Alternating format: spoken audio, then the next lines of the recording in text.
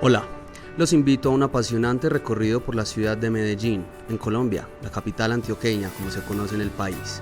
Un destino que ha afrontado diferentes crisis, que no ha sido ajena a la adversidad y la barbarie. Sin embargo, por apuestas culturales, educativas y humanas, ha encontrado una forma responsable para alejar esa frontera del horror, de la crueldad, de la barbarie. Soy Sebastián Vázquez y aquí comienza Medellín narrada a través de... Bienvenidos. Este podcast es realizado por el Departamento de Biblioteca y Extensión Cultural de la institución universitaria ITM, en el marco de la estrategia educativa denominada Ciencia y Cultura, Innovación, Tecnología y su impacto en la sociedad.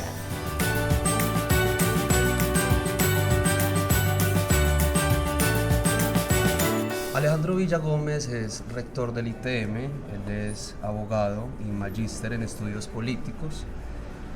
Se ha desempeñado por más de 10 años en el sector educativo y hoy vamos a hablar, rector, en este espacio de la literatura, cómo ha construido una narrativa de ciudad, de departamento, si se quiere, de país, en torno a lo que nosotros nos entendemos como Medellín, como Antioquia. Hablar de la literatura en Antioquia y en Medellín es hablar de Fernando González, Un viaje a pie, es hablar de Héctor Abad Faciolín, Con el olvido que seremos, es hablar de indudablemente La Marquesa de Yolombó con Tomás Carrasquilla, que son narrativas que nos han descrito, que nos han imaginado como un pueblo, si se quiere, elegido y súper con un sentido de la propia valía impresionante. Rector, bienvenido.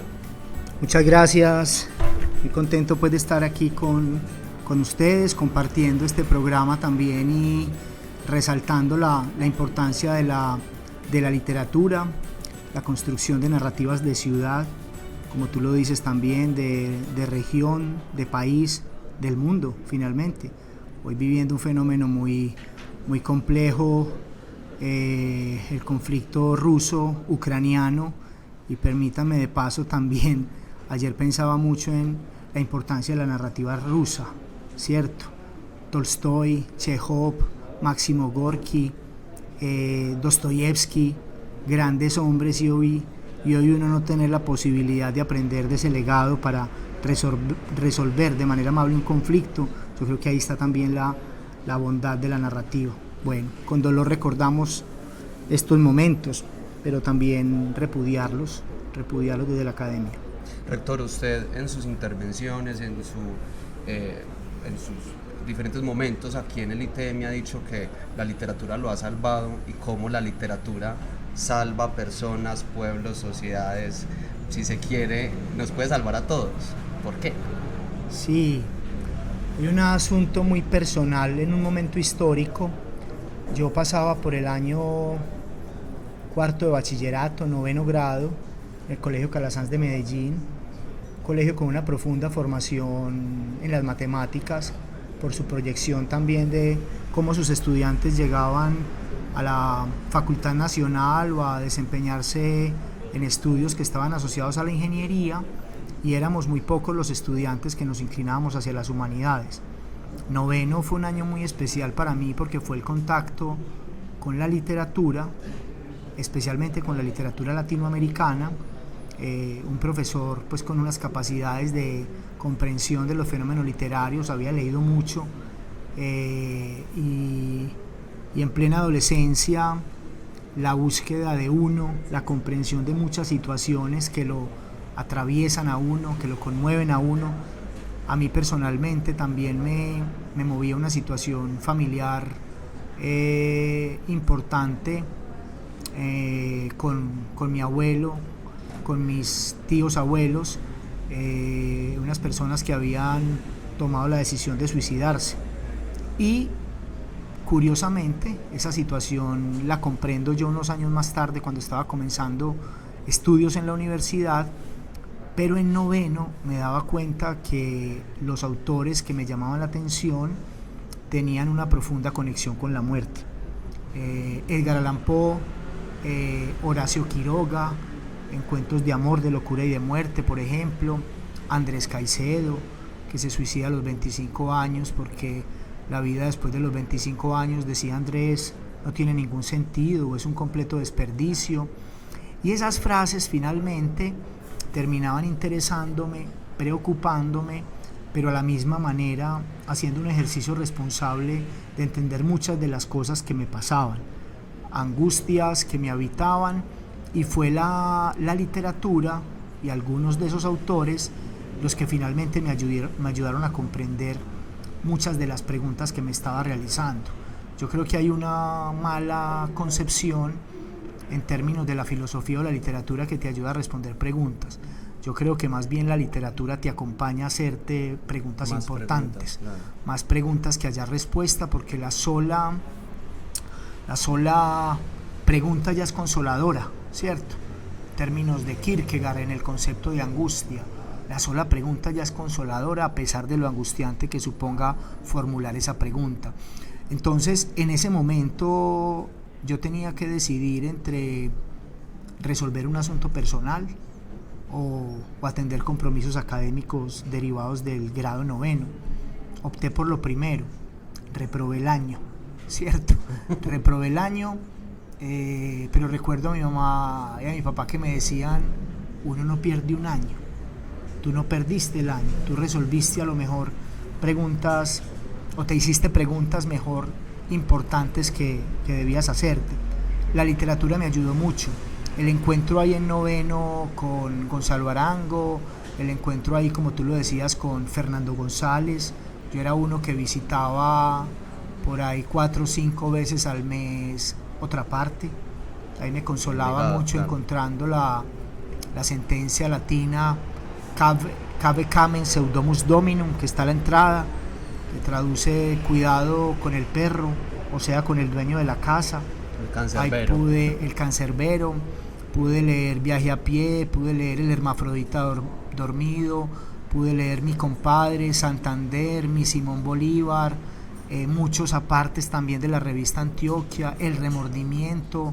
Bueno, yo realmente viví ahí un tiempo largo la obra de Fernando González, aún la vivo en la relectura, que es también otro asunto maravilloso que me ha pasado a mí, volver a leer pasado el tiempo, volver a descubrir cosas de la narrativa, los ojos y la mente de un adolescente, y hoy en una responsable adultez espero releer esos autores en retrospectiva y seguirme salvando de la misma manera, porque esas preguntas fundamentales de la existencia nunca se olvidan ni se deben olvidar, porque son el instrumento realmente para adquirir valentía, para la crítica, para alimentar la razón y para continuar los pasos de la vida de una manera más amable y tranquila. Creo que eso fue lo que pasó en ese momento. Rector, si uno mira elementos comunes en la literatura, puede ser de América Latina, Pedro Páramo de Juan Rulfo, o en Chile, pues todo el tema de la dictadura junto con parte del cono suramericano, hay muchos elementos de pasión, ¿cierto? Hay muchos elementos como esa pulsión entre odio, amor, entre un poco novelesco. ¿Qué elementos podríamos nosotros leer, ver o sentirnos identificados en la literatura propia, en la antioqueña? ¿Cómo podríamos entendernos? Sí, hay varios elementos. Yo quiero pues como comenzar en retrospectiva, así como aparece en la novela de Juan Rulfo, Pedro Páramo, ¿cierto? Comienza esa novela, vine a Comala porque acá vivía mi padre, un tal Pedro Páramo, ¿cierto? Las primeras líneas de Juan Rulfo en Pedro Páramo, y ahí empieza pues toda la construcción de esa narrativa en retrospectiva. Yo voy a apelar a eso para situarme finales del siglo XIX, la Medellín de finales del siglo XIX, comienzos del XX. Tomás Carrasquilla, por ejemplo, y Manuel Mejía Vallejo un poco más adelante van a empezar a expresar en la narrativa la situación de la distinción de clases, la formación de la élite, pero también un asunto muy importante, por lo menos en Vallejo, que a mí me parece que Medellín le debe mucho a esa narrativa y más adelante a los fenómenos que ocurren. La defensa del tango, el arribo del tango y la formación del tango en Medellín, que a veces desconocemos la historia, nos situamos en la muerte de Gardel en el Olaya en 1935. Recordemos que ahí también muere el papá de Estanislao Zuleta, ¿cierto? Muchos recuerdan la muerte de Gardel, pero pocos recordamos la muerte de Estanislao, y Estanislao está conectado también con Fernando González. Pero creo yo que en Tomás... La Guerra Civil Española también. La Guerra Civil Española. Conectados con España. Conectados con España, por supuesto. Y ahí hay un asunto bien importante, y es que nos empezamos a ocupar de asuntos que para nosotros en Medellín no le habíamos prestado la suficiente importancia. Creo que primero la tensión de clases y la formación de Medellín, como de muchas otras ciudades del mundo y América Latina, para seguir como en esa misma línea, yo hago una reflexión sobre el parque, porque el parque lo trae mucho la narrativa de Reinaldo Espitaleta, Memo Ángel, por allá también, también apunta pues a ciertas reflexiones sobre ese aspecto. Pero me parece que el concepto del parque es muy importante en la construcción de la narrativa de finales del siglo XIX y comienzos del XX, porque casi que la trama de la ciudad de Medellín, o mejor, de muchas historias que tienen a Medellín como base, pasan por el parque. Y en el parque están los fenómenos que más llaman la atención. ¿Por qué? Lo estático del concepto parque. Ahí estamos quietos, ahí estamos observando, ahí estamos mirando, hay un tránsito tranquilo en un lugar determinado, tenemos la posibilidad de pensar la ciudad, tenemos la posibilidad de pensar lo que nos transita, y yo creo que ahí hay un escenario muy bonito del que, a mi manera de ver, echa mano Tomás Carrasquilla y más tarde Manuel Mejía Vallejo, para empezar a transformar en una narrativa de ciudad, ¿cierto? La guerra es un fenómeno también que no nos abandona a nosotros, desafortunadamente, y a Medellín tampoco. Tú citabas ahora a Héctor Abad con El olvido que seremos, a partir de ese momento trágico, violento, bárbaro, el asesinato de su padre, y a partir de ahí yo creo que es la radiografía de la violencia de los 80 y gran parte de los años 90. No se ha acabado la violencia, yo creo que se ha transformado, y lo que hace la narrativa también es ponernos a pensar en términos de la violencia, ¿sí? La Primera y la Segunda Guerra Mundial en Europa, sobre todo la Segunda, me parece que ahí también hay una producción de narrativas muy importantes de la que muchos de nosotros, profesores, intelectuales, investigadores, vamos allá también y establecemos unas comparaciones prudentes, responsables en términos de lo que nosotros estamos viviendo. La guerra como expresión de narrativa para explicar quiénes somos y qué somos. Yo creo que ahí hay una pregunta importante pues también que nos acompaña, a mí como lector me acompaña en la Medellín de finales del siglo XIX, en la Medellín del siglo XX y en la Medellín del siglo XXI, pues porque hoy también la narrativa no abandona un fenómeno del que debe ocuparse, que es la guerra, que es la tensión, que es la marginalidad. Tomás Carrasquilla, yo creo que ese libro es un cuento, Vagabundos, un cuento hermoso, pues un cuento interesante, 1914, pero pone ahí un punto muy interesante en la conversación, y es precisamente las preguntas más importantes que tiene que resolver para vivir un mendigo. Y a mi manera de ver, yo no soy experto pues en narrativas del siglo XIX ni del siglo XX en Colombia ni en Medellín, soy un lector comprometido por los temas que me interesan, para ser más franco, pero ahí yo encuentro un asunto muy, muy importante, y es la reflexión en torno a los habitantes de calle, ¿cierto? Y cómo esos habitantes de calle hoy no solamente son tratados a través de ciertas medidas, políticas públicas, acompañamientos, sino también cómo la narrativa termina siendo una apuesta revolucionaria, subversiva, para ayudar a otros a intentar cambiar esa realidad o aportar en algo para hacer esa realidad menos indigna, poco más humana. Ese mendigo a mí me conmovió mucho, porque realmente lo leo en retrospectiva, vuelvo a utilizar esa palabra, y encuentro que mucho hemos avanzado y poco hemos cambiado también. Entonces la pregunta hoy también es, ¿qué nos enseñan estas narrativas contemporáneas de ciudad también para ser elementos transformadores de realidades? Nosotros en la educación, por ejemplo, ¿cierto? El maestro de escuela de Fernando González, ¿cuál es su vigencia hoy? ¿Cierto? Maestro Manjarrés, que él describe en ese texto, me parece que es un asunto muy, muy importante para nosotros revisar y repensar los modelos educativos, y hoy por qué no en clave de educación superior y en el ITM. ¿Qué nos enseña hoy un maestro Manjarrés en esas narrativas de ciudad? Bueno, entre otras cosas. Rector, la historia la escriben los vencedores. En este caso presenciamos hechos históricos como la guerra en el este más bien de Europa. La literatura muchas veces en diferentes países, sociedades y demás, la escriben las élites. En Antioquia la literatura, el modo de retratar la sociedad en su momento, llámese finales del siglo XIX, comienzos XX o inclusive en la época actual, siglo XXI, cómo son retratadas, digamos, por la gente, por una élite intelectual formada o por quién, influenciadas en la era de las fake news. Sí, yo creo que hay un fenómeno que voy a llamar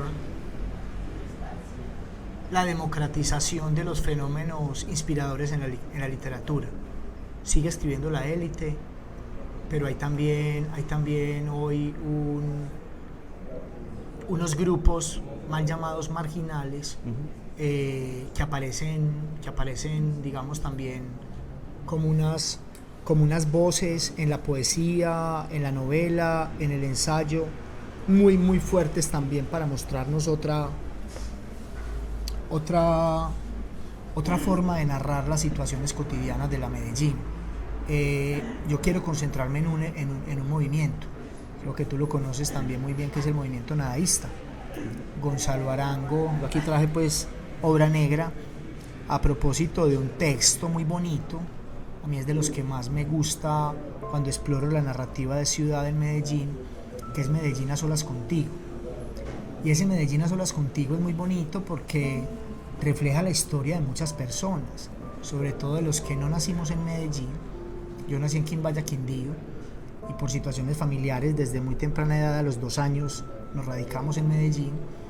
Muchos de nuestros estudiantes son también de otros lugares, aquí en el ITM, de otros municipios, de sectores rurales. Entonces Gonzalo Arango llega de un municipio del suroeste y empieza a abrirse camino en Medellín. Y esa mirada de Medellín, tan distante pero tan cercana, ese amor y ese odio por Medellín, esa descripción de tantos fenómenos de la Medellín de la década de los 70, finales de los 60 y 70 más o menos, es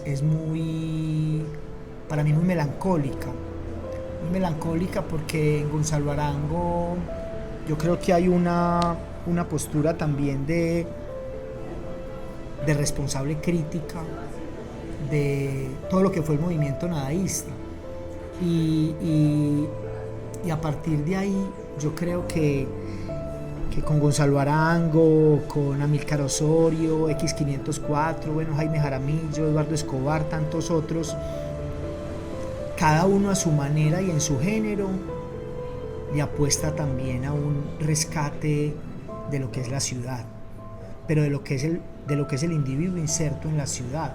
Gonzalo Arango influenciado, a mi manera de ver, pues fuerte por el existencialismo, Sartre, Camus, Kierkegaard, entre otros, tiene esas huellas o tiene esas matices en sus cuentos, en sus relatos, en los propios reportajes también, reportajes muy bonitos que hace Gonzalo Arango y los edita la Universidad de Antioquia, y uno encuentra en Gonzalo Arango ahí otra faceta, en los diarios de Gonzalo, en Oleajes de Sangre, unas cartas muy bonitas que escribe Gonzalo Arango, y siempre está presente la ciudad.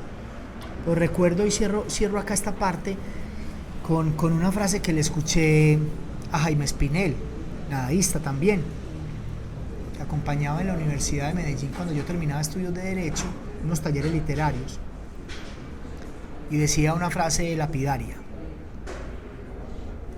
Decía: ¿qué puede esperar uno de una ciudad como Medellín? Cuando uno va a salir a la calle, la mamá le dice a uno: mijo, manéjese bien para que lo maten de último. Y yo decía, pucha, estamos hablando de mediados de los 90. Y un nadaísta, Época del narcotráfico duro. en la época del narcotráfico duro, pero miren también cómo la literatura no se ausenta, la literatura no se esconde. Es un reflejo de la época. Es un reflejo de la época. Como García Márquez con sus obras periodísticas, que era reflejo de sus Total, ese es el obras. momento histórico. Yo creo que esa es una gran responsabilidad intelectual del escritor ensayista, del escritor novelista, del escritor poeta. Yo conversaba mucho con un gran amigo, Carlos Fram. Escribe una novela, escribe un relato desgarrador del otro lado del jardín, a propósito pues de lo que fue la ayuda a morir a su madre, y él lo escribe en ese relato, y compartía con él muchas reflexiones en torno también al fenómeno de la ciudad para el poeta, ¿cierto? Y ahí hablábamos de Rilke, y ahí hablábamos de Robert Balser, y hablábamos de Carlos Fram. Carlos, hablemos de vos, y cómo te abriga la ciudad, pero también cómo la ciudad abandona a un poeta. ¿Qué estamos haciendo nosotros por los poetas? Que finalmente es una reflexión estética, política, que hacemos por el arte, que hacemos por la vida del poeta. Entonces cuando la intelectualidad describe la ciudad, cuando en la narrativa aparece la ciudad, cuando en la narrativa está Medellín, yo creo que lo que tiene que aparecer ahí es responsabilidades por el presente actual de la ciudad.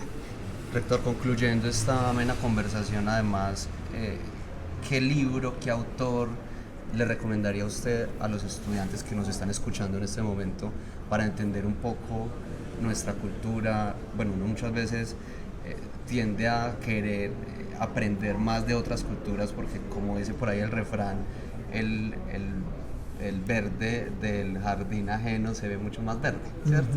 ¿Cómo, qué obra o qué autor, rector, le recomendaría a usted a los estudiantes para entendernos más, para conocernos más como antioqueños? Tiene que haber uno, pues. O un grupo. No, es que es muy interesante la pregunta, pero me pone pues en aprietos en el buen sentido, porque yo soy responsablemente imprudente recomendando. A mí me marcó mucho Fernando González, pero también si uno es más consecuente y revisa la pregunta y se sitúa en la Medellín, ¿cierto? Yo creería que la obra de Tomás Carrasquilla, la obra en general de Tomás Carrasquilla, si uno se quiere formar una idea de la Medellín de finales del siglo XIX y comienzos del siglo XX, a los estudiantes que les interese ese momento histórico también para descubrir ciertos fenómenos, sería muy importante. Yo recomiendo también a Fernando Vallejo. Vallejo para mí, más allá de lo polémico, más allá de posturas personales, mediáticas en algún momento, yo rescato el hombre que es Vallejo. He tenido la posibilidad en otros momentos de compartir un café hace muchos años con él, de ver el hombre, de ver el ser humano sensible por los animales. Pero por ejemplo en un libro, Los Días Azules me parece una obra muy bonita para describir también una parte, llamemos, del área metropolitana. Ahí se mezcla Medellín, Envigado, Sabaneta, El sur del Valle de Aburrá. el sur del Valle de Aburrá, en una prosa al estilo de Vallejo, pero también muy responsable con la narrativa de lo que fue su juventud.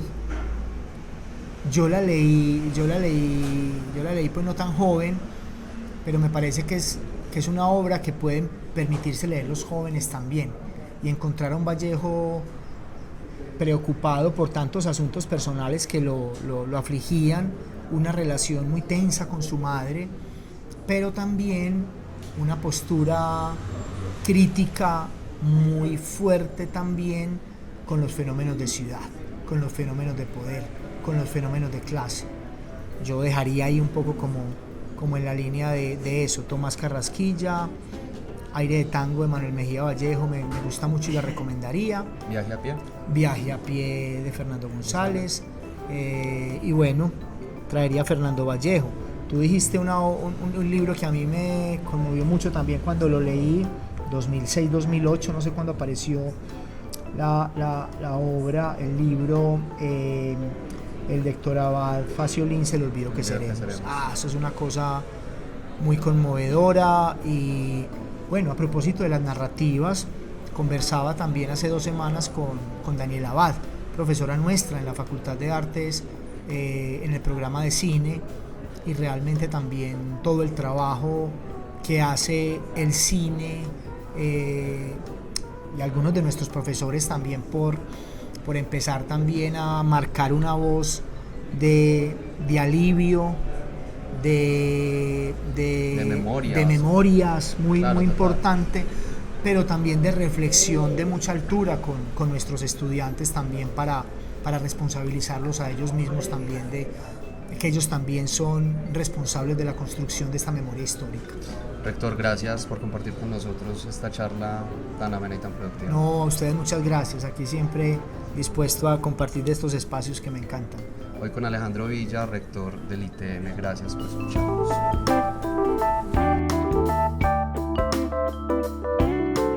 Si quieres saber sobre otros capítulos y toda nuestra oferta, encuéntranos en Facebook como Departamento de Biblioteca y Extensión Cultural ITM, también en Instagram como ITM Cultura Biblo.